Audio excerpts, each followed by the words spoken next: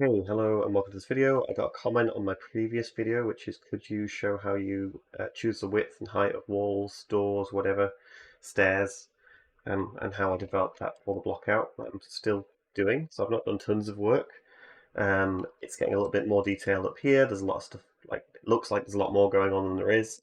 It's just mainly a duplicated mesh still with some extra stuff just coming out of it. So I'm just getting blocked in for all that kind of stuff. Uh, and and I've got some more stuff going on over here as well.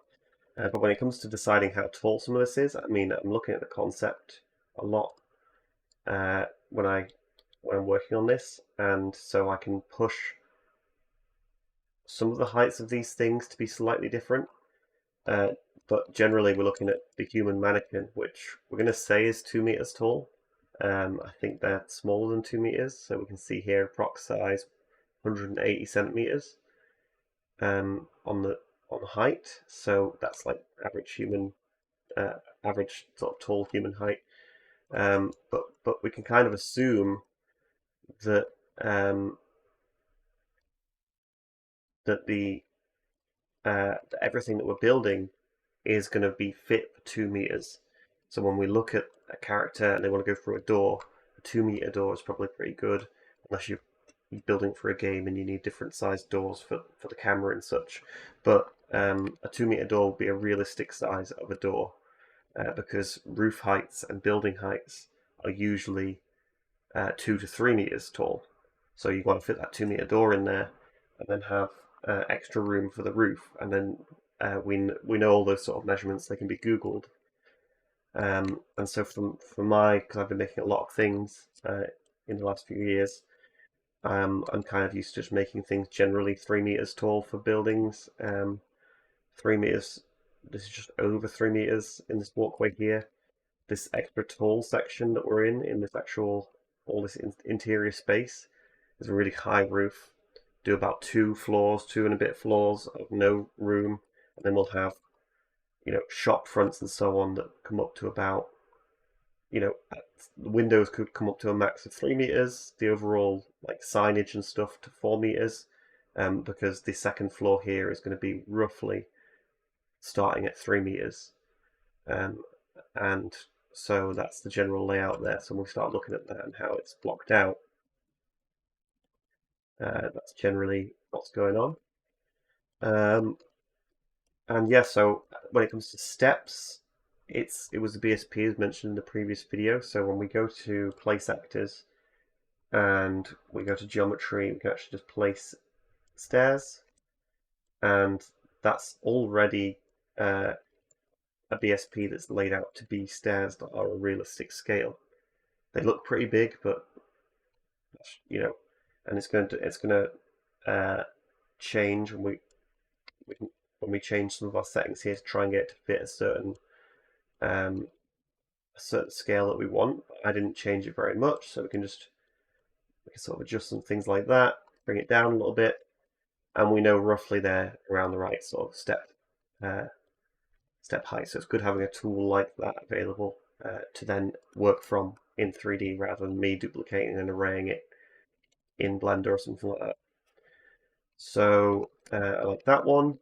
And then generally I mentioned the workflow that I've been using. See, these are still not converted to full static meshes yet. It's the cube, it's already got the material on it. Scale that. Again, I like sort of working at 4 meters. So you'll find that some of these things are 4 to 8 meters. That one's 4 meters by 2. This one is 10 meters maybe. 1, 2, 3, 4, 5, 6, 7. No, it's 8 meters again. So, and then yeah, this one's 3, but it's also at the edge, and we know that we're not going to be really blending between things here because these are generally going to be detailed, and the reason that they're split up is the details that I'm going to add to the camera going down here and this bit going down there. It's going to be different and kind of built as its own internal thing. So it's good that these seats fit within that because we can just add some detail that makes it look like it's got walkways down here. So in the end, maybe that would be a walkway, and I'd have to decide whether I want a separate mesh for a walkway there, but it's likely just to be detail on the surface in that case as well. And then this is going to have a curb going all the way along it. Not the usual sort of detail that you get indoors, but I think having a curb, like a street curb, because it's kind of it's a platform, but it's medieval and it's also like a train station. Yeah, so um, I think that's kind of it. When we look at this guy, we've got we look at these mannequins. We've got extra tall banisters here, which are just eyeballed, but usually something like um, a an edge like this would be maybe lower, but this is a tall one, like I say, and then because it's not intended for a handrail, whereas this one is more of a handrail, so it comes up to roughly their hand height, which is just I didn't measure that out. It's just a meter tall. Generally, is a good rule.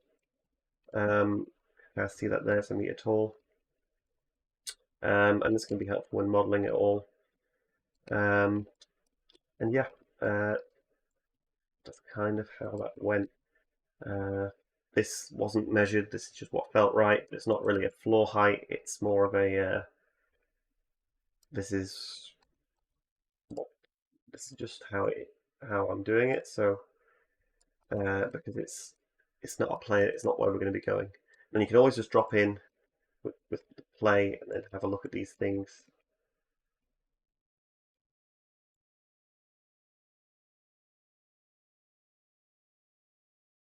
Kind of see how they feel like that. So that's generally everything that I do related to that I can think of. So thanks for watching. See you next one.